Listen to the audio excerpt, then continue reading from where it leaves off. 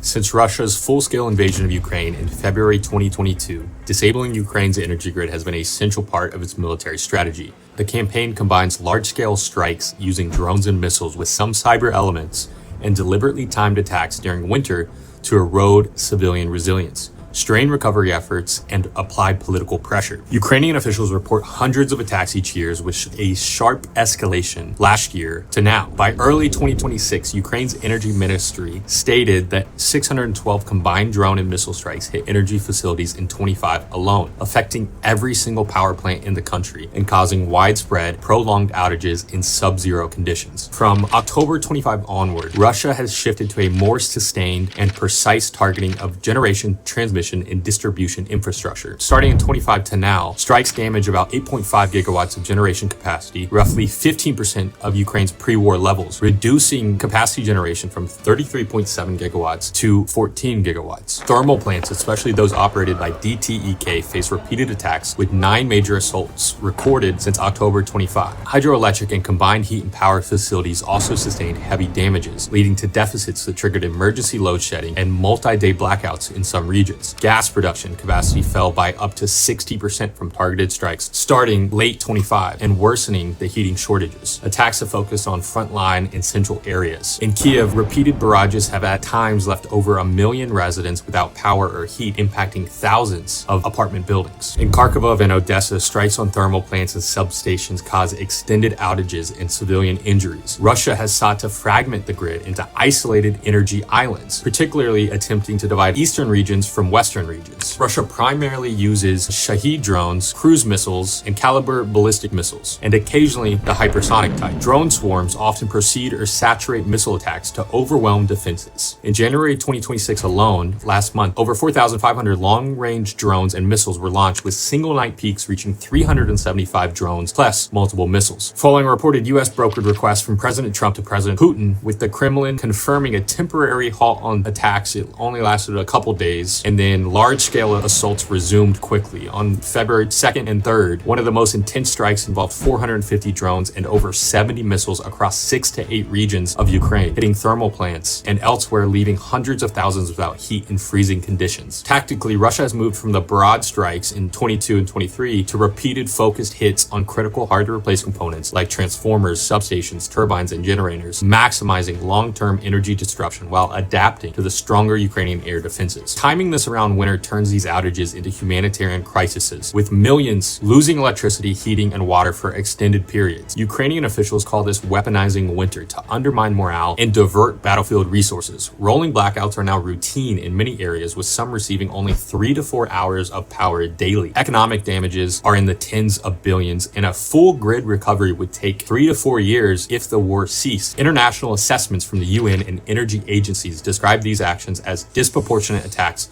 on civilian infrastructure, contributing to ongoing humanitarian challenges in Ukraine.